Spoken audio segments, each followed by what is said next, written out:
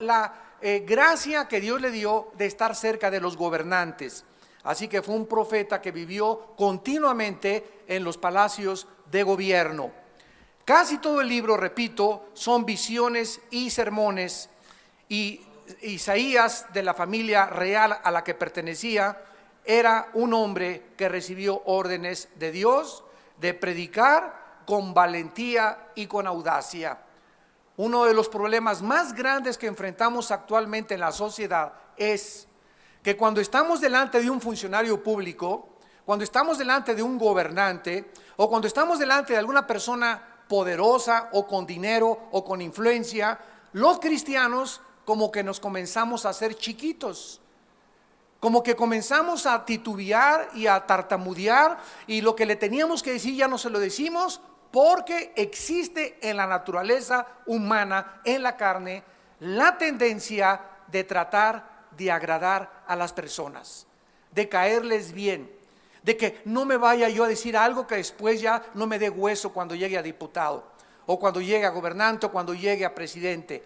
Y recordamos que delante de Faraón estuvo un hombre llamado Moisés, que al estar enfrente del hombre más poderoso del imperio egipcio en aquel tiempo, le dijo, ¿verdad? Vengo de parte de Jehová de los ejércitos.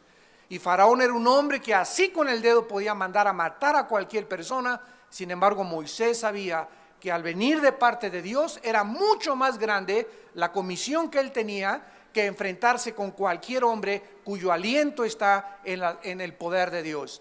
Elías se presenta ante el rey Acab y le dice: vive Jehová delante del cual yo vivo, del cual yo estoy presente. O sea, Acab, tú serás muy poderosa, estarás casado con una mujer llamada Jezabel que ha mandado matar a todos los profetas de Dios, pero no te tengo miedo. Dice el Señor que en 3 años y medio no va a llover. Y estos hombres, profetas hebreos, se presentaban ante los gobernantes, se presentaban ante los más grandes dirigentes mundiales políticos sin ningún miedo, sin ningún temor. Y el mismo espíritu que ellos tenían y que los dejaba temporalmente, el mismo espíritu está dentro de nosotros. Pero ahora ese espíritu, con la diferencia que radica en nosotros, vive dentro de nosotros y tenemos todavía mucho más poder, porque Jesús dijo que haríamos mucho más grandes obras que las mismas obras que Jesús realizó.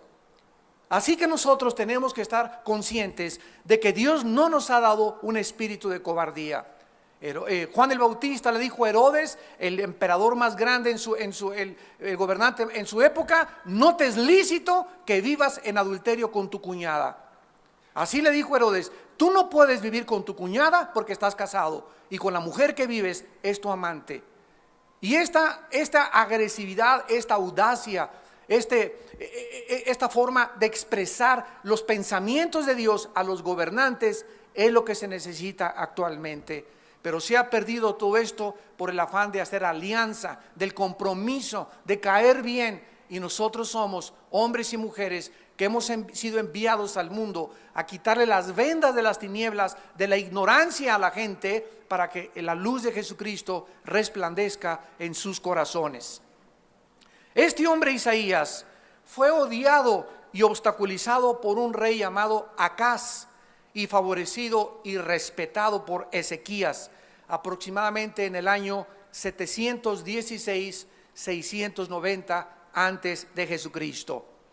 El libro de Isaías terminó en el año 680 de ser impreso, cuando el ejército asirio fue destruido. Los tiempos en los que Isaías profetizó fueron cuando terminó la cautividad babilónica y la cautividad asiria. En el año 722 antes de Cristo fueron llevadas 10 tribus de Israel cautivas al imperio asirio, y quedaron solamente 2 tribus en el sur, que fueron Judá y Benjamín. Se conocía como el reino del sur y el reino del norte. El reino del norte fue llevado cautivo las 10 tribus y quedaron solo Judá y Benjamín. Ya estas 2 tribus que eran y formaban el reino del sur es a quienes Isaías dirigió este mensaje. Todo lo que quedó del gran reino de Israel solamente, repito, fue Judá y Benjamín.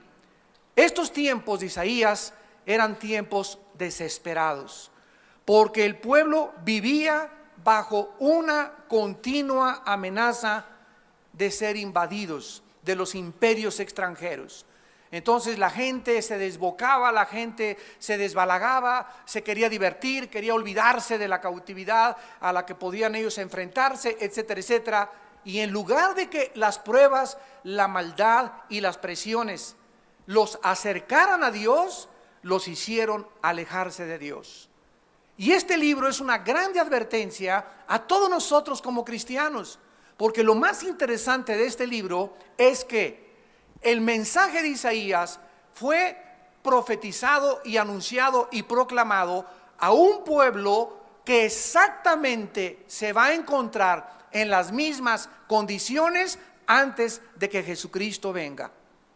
Así que todo el mensaje de Isaías era para aquel pueblo que se encontraba bajo el mismo medio ambiente y las mismas circunstancias. Así lo vamos a descubrir, en las que antes de que Cristo venga se va a encontrar el pueblo de Dios.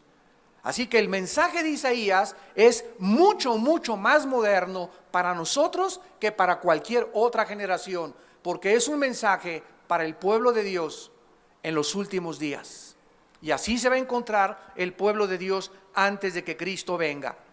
Vamos a ver en primer lugar que particularmente fue escrito el libro de Isaías a nuestra época, en primer lugar, para presentar y recordar la salvación maravillosa a todos aquellos en esta época que quieran creer y escuchar la palabra de Dios.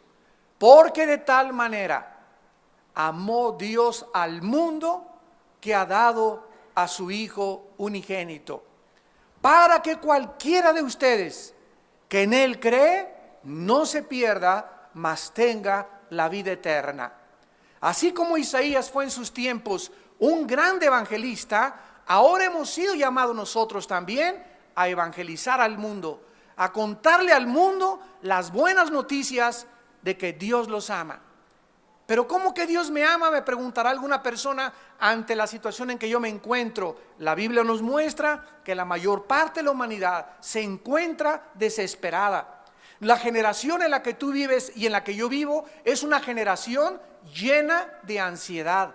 Nunca hemos visto el fenómeno de la depresión, psicológicamente hablando, como en la generación que vivimos. La mayor parte de la humanidad, de acuerdo a la Organización Mundial para la Salud, se encuentra deprimida. O sea que la depresión es la enfermedad número 1 actualmente en el mundo entero. Y no es para menos. Yo, si no fuera cristiano, estaría, ¿verdad?, no sé dónde real y sinceramente me podía encontrar. Pero es un mundo donde estamos viendo por todos lados guerras, devastaciones, pobreza, una corrupción increíble de los gobernantes. El pueblo en México, ahora que estamos con los líderes, con este candidato a la presidencia de la República, comentábamos, estamos seguros que viene un cambio ya en México, donde ya basta de corrupción, ya basta de secuestros, de inseguridad, ya basta de abortos, ya basta de tanta drogadicción entre los jóvenes, ya basta.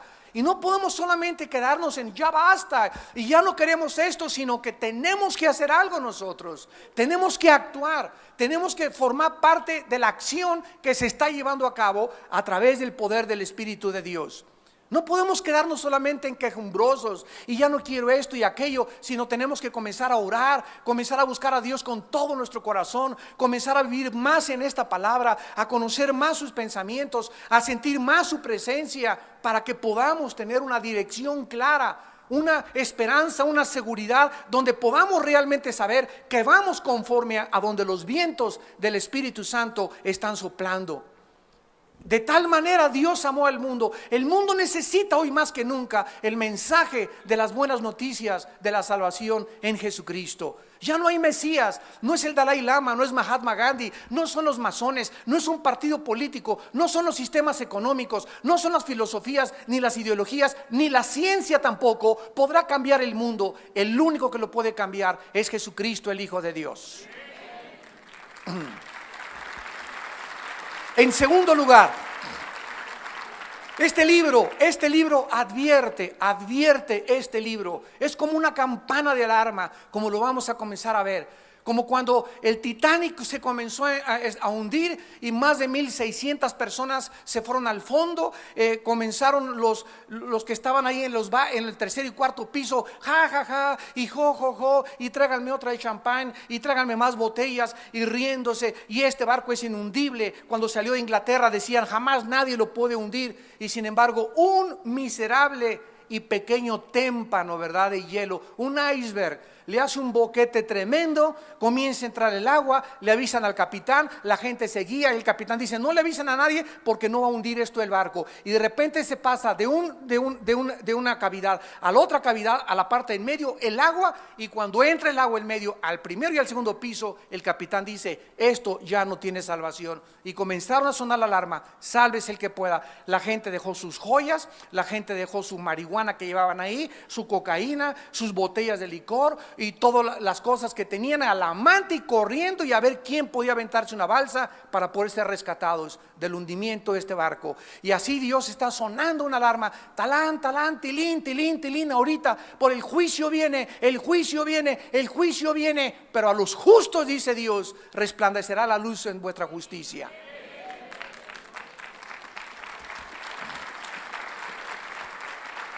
Este libro es una alerta porque nos dice que la paga del pecado es la muerte.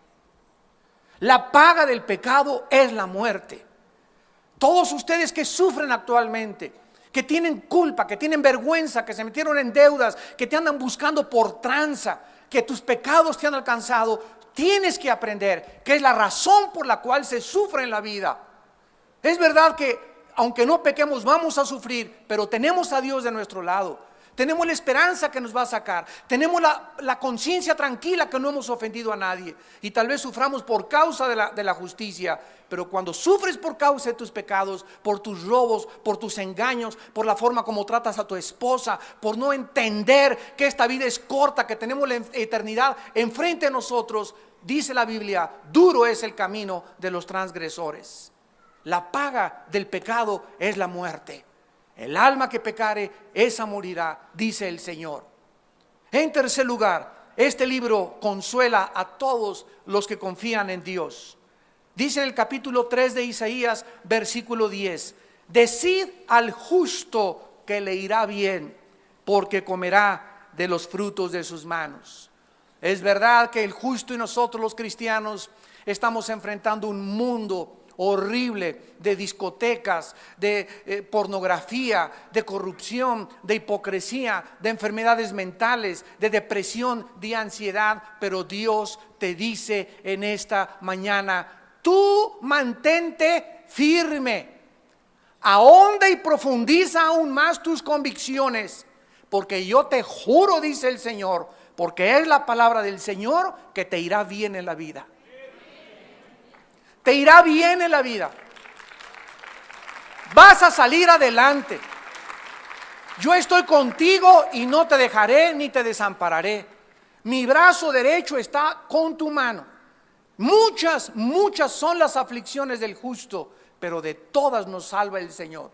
De todas nos libra el Señor. Porque Él es nuestro amparo, nuestra fortaleza, nuestro pronto auxilio en todas las tribulaciones. El que habita al abrigo del Altísimo morará bajo la sombra del Omnipotente. Él es mi castillo, Él es mi roca, el que adiestra mis manos para la batalla, el que prepara en mí el arco de bronce, el que adiestra mis manos. Con mi Dios asaltaré muros y con mi Dios derribaré fortalezas. Él es el Señor de nosotros, el Rey de reyes y Señor de señores. De una forma preciosa, en el capítulo 60 de Isaías, vamos a brincarnos rápidamente para leer tantas promesas que existen para nosotros. Y dice el capítulo 60 de Isaías, ya casi al acabar la visión y los sermones de Isaías, levántate, resplandece, porque ha venido tu luz y la gloria de Jehová ha nacido sobre ti.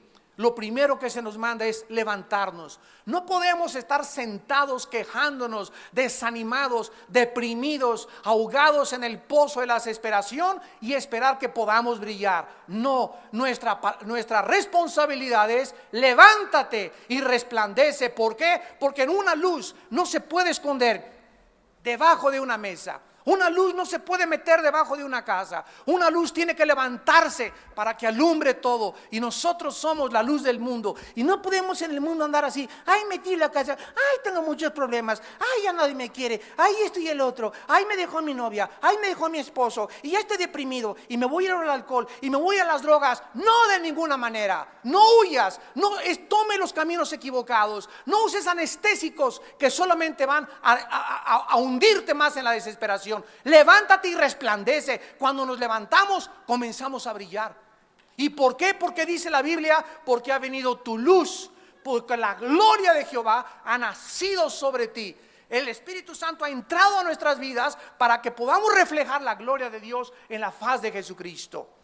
He aquí que tinieblas cubrirán la tierra, y nos lo anuncia el profeta hace 2700 años que fue escrito este libro. 2750 años aproximadamente. Tinieblas cubrirán la tierra. ¿Las puedes ya ver? ¿Ya puedes darte cuenta de qué oscuro está el mundo? La ciencia está más sumida en la desesperación que nunca.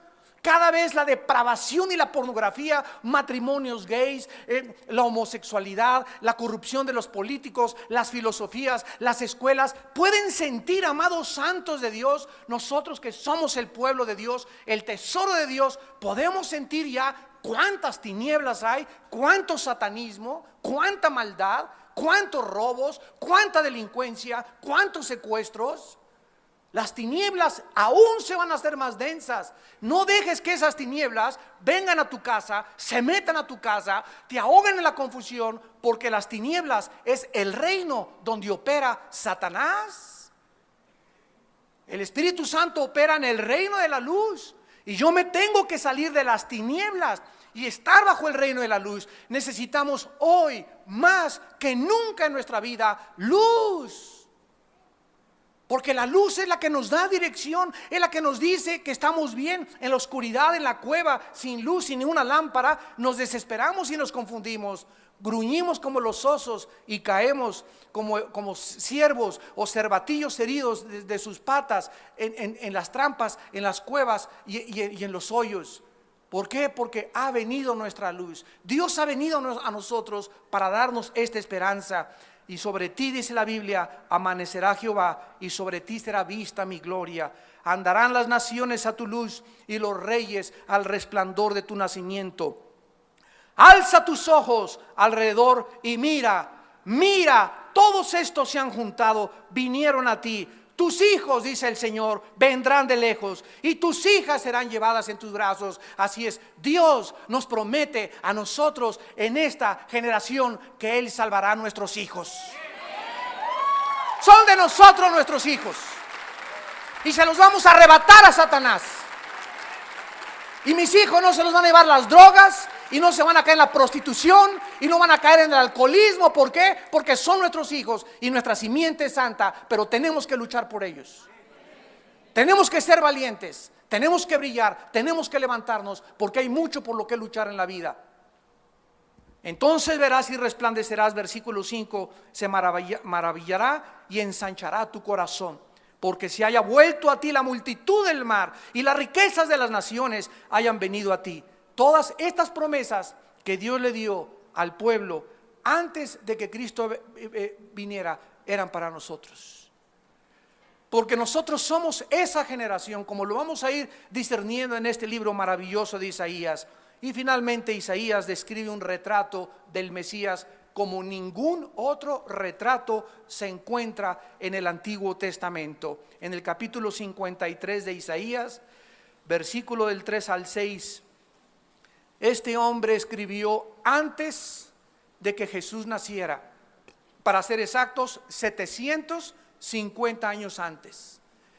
750 años antes, señores que andan buscando si la Biblia tiene errores, si la Biblia es inspirada por Dios, si la Biblia realmente es confiable, estas profecías describen de una forma maravillosa y exacta, y además es uno de los capítulos que más consistencia tiene y donde más evidencias un judío o los rabinos judíos que aún no aceptan a Yeshua Mashiach, a Jesús el Mesías como el Salvador, para que puedan ellos entender que no hay ningún otro personaje en la historia que pueda asemejarse y del cual está hablando el profeta con cientos de años de anticipación. Dice el versículo 3: despreciado y desechado entre los hombres, varón de dolores, experimentado en quebranto, y como que escondimos de él el rostro, fue menospreciado y no lo estimamos.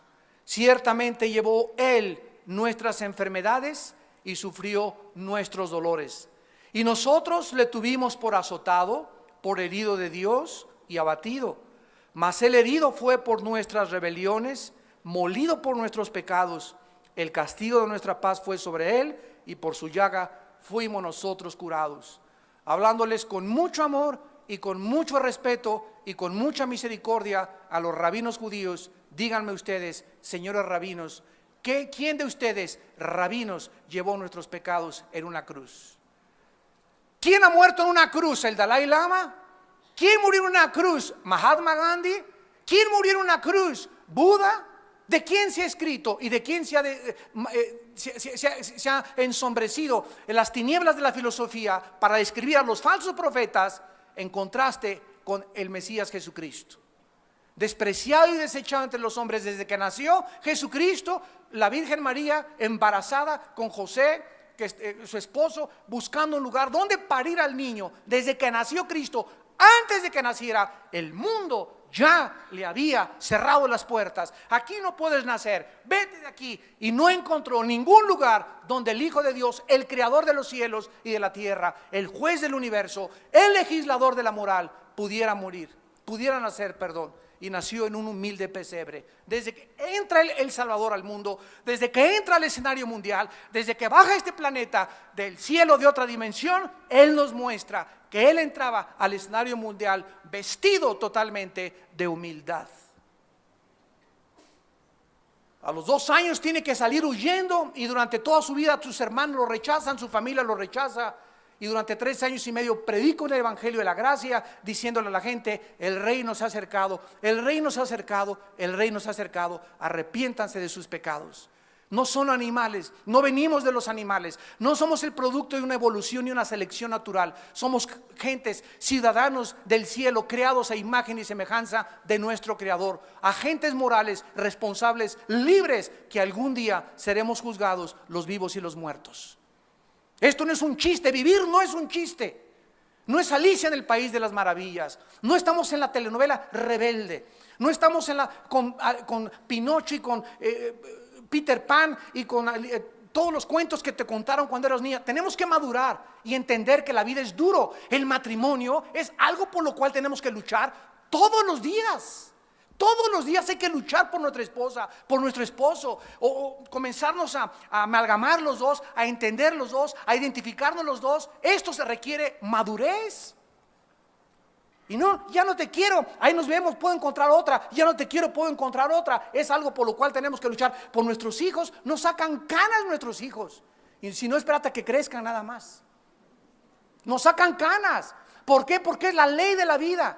No es fácil nada, pero Dios no nos dice que nunca se van a apartar. Dios nos dice y nos promete que aunque se aparten nuestros hijos, los trae, y de la oreja los trae.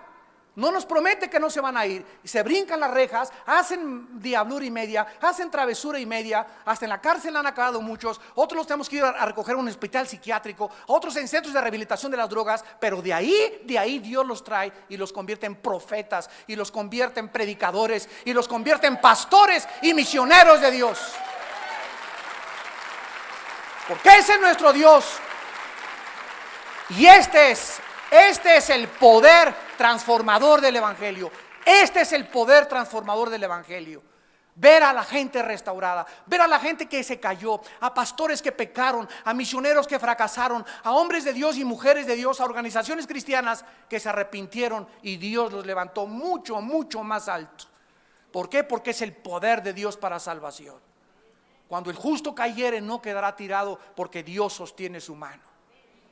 Ante Dios no hay absolutamente nada imposible. Además, en este libro maravilloso se hace énfasis especial en la doctrina de Dios. Es el libro en el Antiguo Testamento que nos describe con más detalles la omnisciencia, la omnipotencia, la omnipresencia, la soberanía, la fidelidad, la misericordia, la paciencia, el amor, la bondad de nuestro Dios y Salvador. El creador del universo, que ordena todos los acontecimientos de la historia según su propósito y su plan eterno de los siglos de los siglos. Miren rápidamente en Isaías 44, qué es lo que dice el profeta acerca de esta soberanía, de esta omnisciencia de Dios. Esto es una de las cosas más maravillosas en la Biblia que se conocen como la profecía bíblica. No hay ningún otro libro, señores historiadores, sociólogos, antropólogos que nos escuchan. No existe ningún. Ve y sigue buscando en las librerías, en los billones de volúmenes de literatura que existen en todas las bibliotecas. Continúa rascándole hasta que te digan ratón de biblioteca. Y nunca vas a encontrar ningún libro sagrado, ningún profeta, ni Nostradamus, ni Jim Dixon, ni tu gurú Maharaj, Tachi, Kukalakachi, ni toda la bola de tontos que andan por ahí diciendo que son profetas y hombres de Dios y que son Dios y que vamos a ser dioses. En ningún volumen de literatura vas a encontrar que la historia humana está claramente delineada de la A a la Z. Cómo comenzó el mundo, cómo son las naciones, los lenguajes, la época que vivimos, la época de los nazis, el comunismo, el nazismo, el fascismo, etcétera, etcétera. Los países que están ahorita alineándose en el último escenario mundial y que se están juntando en contra de Israel. ¿Cómo va a acabar la Tercera Guerra Mundial en Israel? No existe ningún libro más que en la Biblia que nos trace de una forma perfecta el orden de la historia humana. Y esto fue lo que anunció el profeta en el capítulo 44, versículos 6 al 8. Así dice Jehová, Rey de Israel y su Redentor, Jehová de los ejércitos: yo soy el primero y yo soy el postrero, y fuera de mí no hay Dios. Comienza diciendo Dios: yo soy ¿qué cosa? Sígame con atención. El alfa y yo soy la omega. ¿Saben qué significa esto? ¿Saben qué significa esto? Que si Dios es el primero y Dios es lo último, y todavía no llegamos a lo último, si Él es realmente el primero y Él es el último, Él tiene que escribir lo último y cómo va a acabar todo, si es que Él es Dios. Y si Él es el último y no hemos llegado al final de la historia, nos encontramos entonces, ¿verdad?, cerquita de lo último, del final de la historia humana.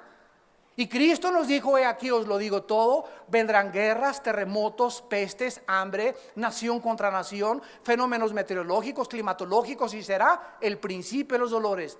Después se unirá el antiguo imperio romano con el Medio Oriente, se va a formar una alianza, Daniel capítulo 2, capítulo 7, Ezequiel capítulo 37 y 38, y va a surgir un hombre llamado el anticristo. Las computadoras se anunciaron en Apocalipsis 13, cuando se anuncia hace 2000 años que el anticristo marcaría a todos en la mano o en la frente. ¿Cómo podría esto ser posible si no se hubieran inventado las computadoras?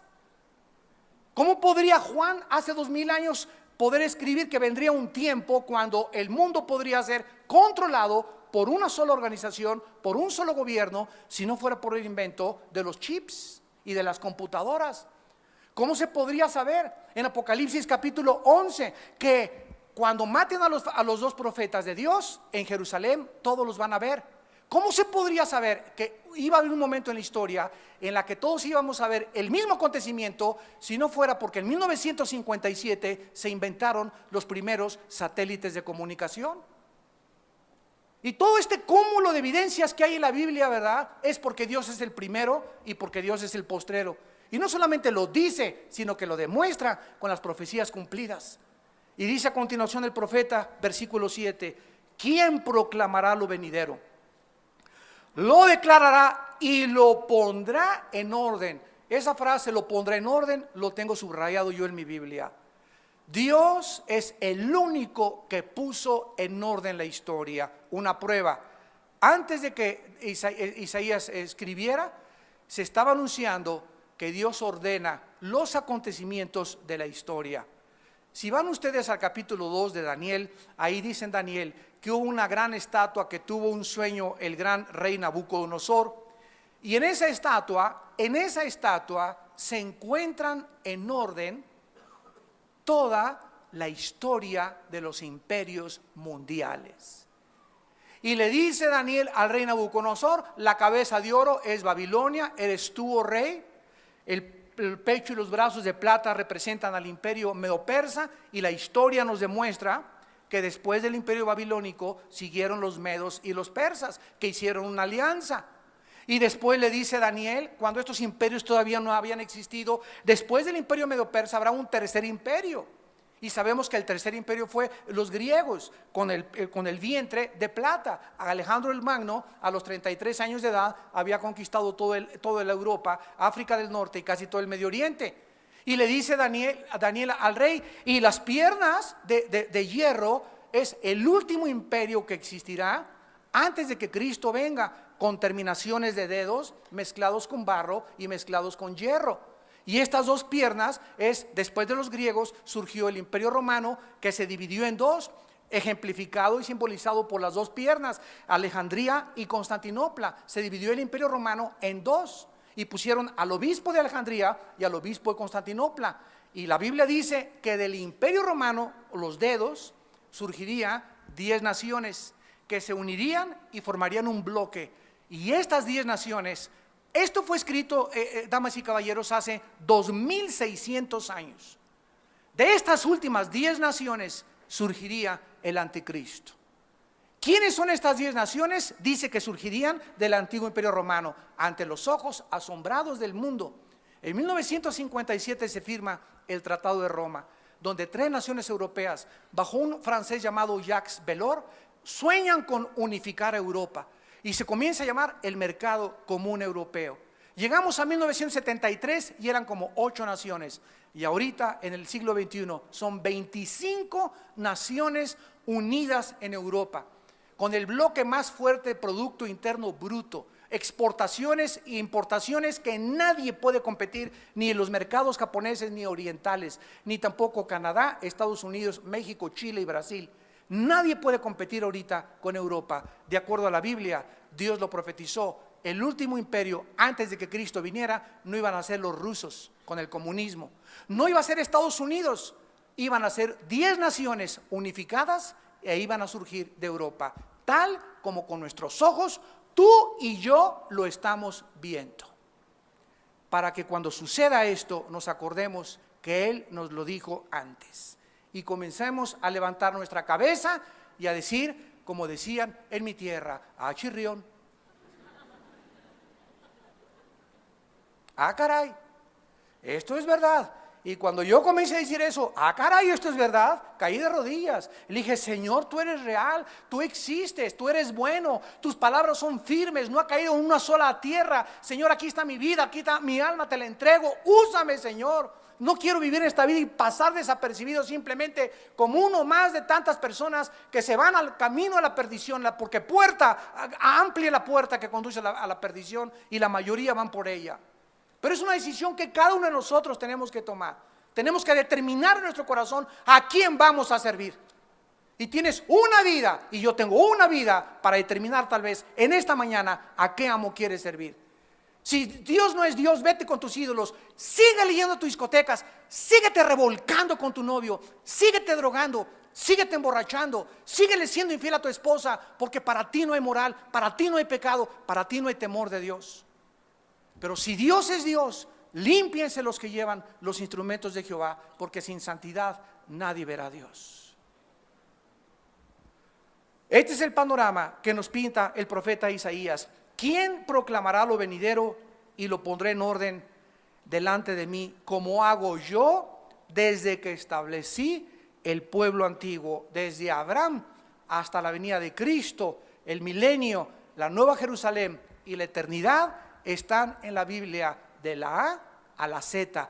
¿Quieres conocer la historia desde el origen del hombre hasta el final de la historia humana? Solamente se encuentra en un libro llamado la Biblia. Y dice el profeta en el versículo 8, no tengan miedo, no temáis, ni se amedrentéis. No te lo hice oír desde la antigüedad y te lo dije.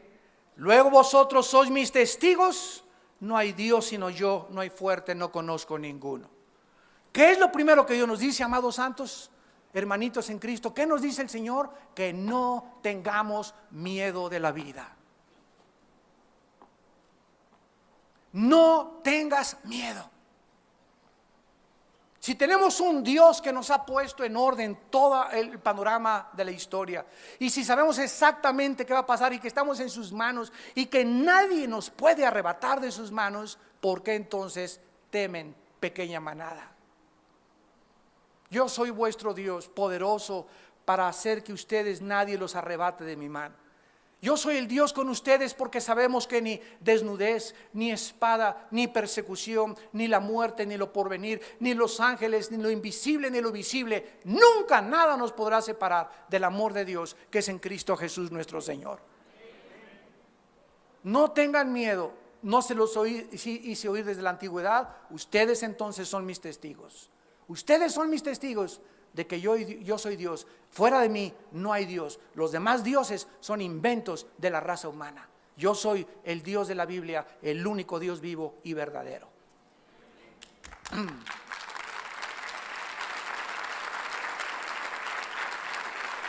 Y en el capítulo 46, de Isaías, versículo 9 al 10, el profeta vuelve a llamar otra vez la atención acerca de lo mismo. Isaías 46 del 9 al 11. Acuérdense de las cosas pasadas desde los tiempos antiguos. O sea, recordemos la historia de Abraham. ¿Cómo se cumplió todo lo de Abraham? Que iban a entrar a Egipto, que iban a ser cautivos 400 años. Todo eso en el Génesis Dios lo escribió, se cumplió en el Éxodo, se cumplió en el Levítico, se cumplió en Deuteronomio. Acuérdense, dice Dios, estudia mi palabra, dice el Señor, y ve históricamente lo que hice y cómo se cumplió a la luz de la historia. Damas y caballeros, amados santos, cuando venimos a la Biblia, venimos a un contexto histórico, geográfico, científico, genético, biológico, antropológico, lingüístico, filosófico. No venimos a Alicia en el país de las maravillas. La Biblia no es un libro de leyendas. Tú agarras el libro del Corán de los musulmanes, agarras el Tripitaka de Buda, agarras los Vedas de los persas, cualquier libro sagrado que tú busques, nunca vas a encontrar que está con un trasfondo histórico, geográfico, arqueológico, antropológico, biológico, demostrado. Por las leyes de la genética, por las leyes de la física. La Biblia tiene más matemáticas que Stephen Hawking, el más grande físico matemático ahorita de la historia, y que Alberto Einstein. Si tú te metes al hebreo, te encuentras que el número 7 en los 3 primeros capítulos de Mateo hacen una secuencia cada 7 números. Esto no pudo haberse hecho cuando ni las computadoras existían. Y esto es lo que nos está diciendo nuestro Padre Celestial. Él es el que nos va a ayudar, Él es el que nos va a bendecir, Él es el que nos quiere mostrarle todas las cosas para que nosotros no tengamos miedo. Acuérdense el pasado, porque yo soy Dios y no hay otro Dios y nada hay semejante a mí. ¿Qué es esta advertencia que nos hace? No quitemos nuestros ojos sobre el Dios de la Biblia. No pongas tus ojos en dioses falsos, en sectas falsas, en ideologías falsas, en mesías falsos. Desde Jesucristo todos han sido falsos mesías, falsos líderes religiosos. Se han levantado miles de hombres y se seguirán levantando, que proclamen y digan: yo tengo la panacea para la humanidad, yo tengo la respuesta para la humanidad, yo puedo cambiar México, yo puedo cambiar el mundo. Y el mundo cada vez cree más fácilmente la mentira que la verdad.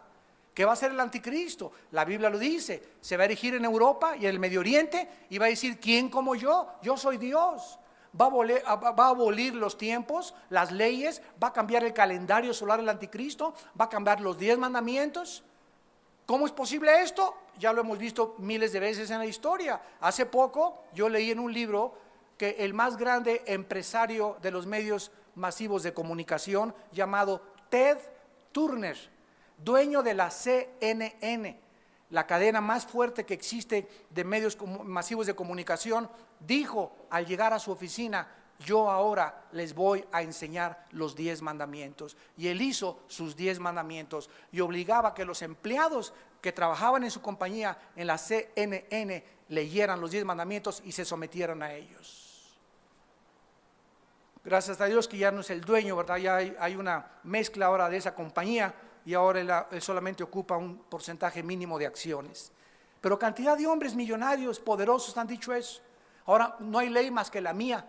¿Y cuántos hombres ustedes en casa dicen lo mismo? Aquí nomás mis chicharrones truenan, vieja mis chilaquiles, chamaco mis pantuflas, chamaca préndame la televisión. Y llegas a tu casa sintiéndote el rey y no eres Dios. Eres siervo de tu casa, eres siervo de tus hijos, eres siervo de tus empleados, porque el que es al último es el más grande entre nosotros.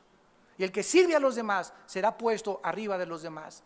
¿Quieres que la gente te exalte? ¿Quieres que tu familia te reconozca? ¿Quieres que en tu empresa puedan decirte: mi patrón es lo máximo? Sirve a los demás, lávale los zapatos, lávale los pies, humíllate delante de tu Dios y Él te exaltará en el tiempo oportuno.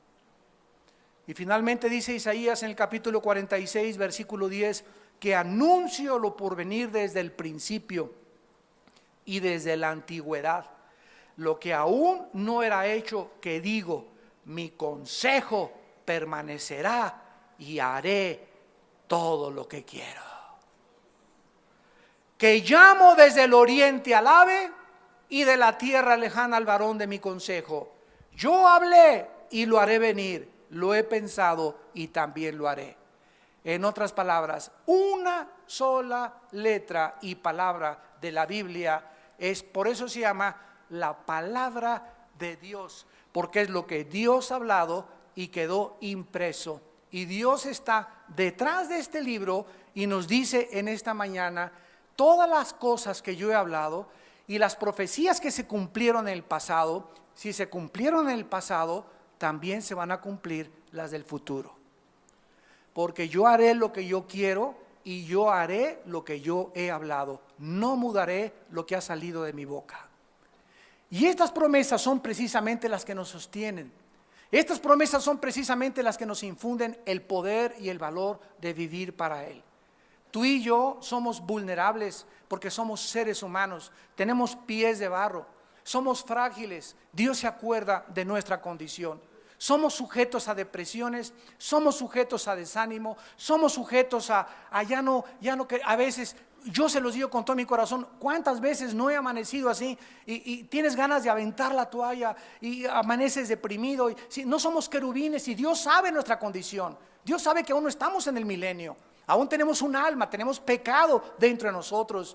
Pero Él se compadece de nuestra condición, se acuerda de que somos polvo. Si nosotros en ese momento nos hincamos y le decimos: Padre, ya no aguanto, ya no puedo, fortaléceme, y comienzo en ese momento, te alabo, y alabado sea el nombre de Jesús, alabado sea el nombre de Jesús, y alabado sea el nombre de Jesús. Y a los 10 minutos que comienzas a alabar a Dios, en medio de tu depresión, hay algo sobrenatural que sucede, como que se comienza a despejar la atmósfera.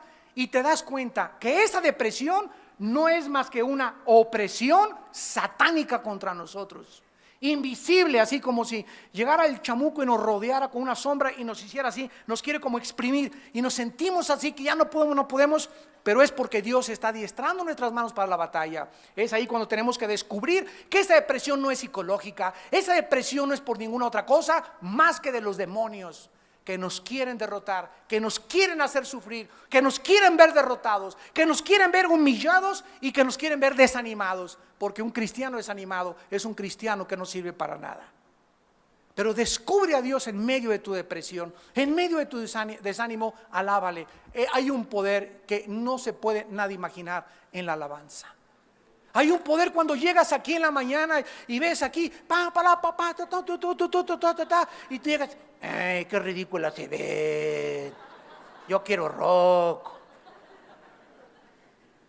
Si tú no sales de esa actitud tuya y llegas a la iglesia y no te animas, aunque lleguemos así, ¿para qué es esta música al principio? Para comenzar a olvidarnos de todo y sí, gloria a Dios, está cayendo en mi casa, gloria a Dios, el Señor está en su trono, me dejó mi novia, gloria a Dios, hay un chorro de chavas más ahí por ahí, y comienza y te sales de eso, te escapas de esos pensamientos negativos que nos oprimen. Si tú haces eso, es porque confías en Dios. Y Dios te bendice. Dios te bendice.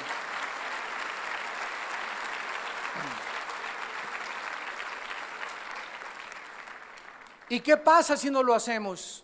3 días de depresión, 4 días se vuelve algo crónico.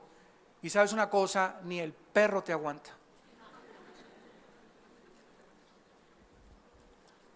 Y finalmente, la Biblia nos muestra en este libro maravilloso de qué forma comienza, como lo vamos a ver en la próxima clase, con acusaciones en contra del pueblo de Dios. Después revelándonos el futuro reino de Dios y los juicios tan tremendos que van a caer sobre este mundo que se describe en el capítulo 2, en el capítulo 10 y en el capítulo 24. Después vemos el llamado hasta el capítulo 6 de Isaías, donde Dios deja como una marca, como una cosa impresa, que para poder servirlo antes Isaías tenía que ver el trono que llenaba en el cielo y que los querubines alrededor de Dios decían: santo, santo, santo es el Señor. No es hasta que Isaías tiene un concepto adecuado de la santidad de Dios que Isaías puede decir estas palabras: heme aquí, envíame a mí. No es hasta que tenemos un concepto muy amplio de la santidad de Dios que podemos servir a la obra de Dios.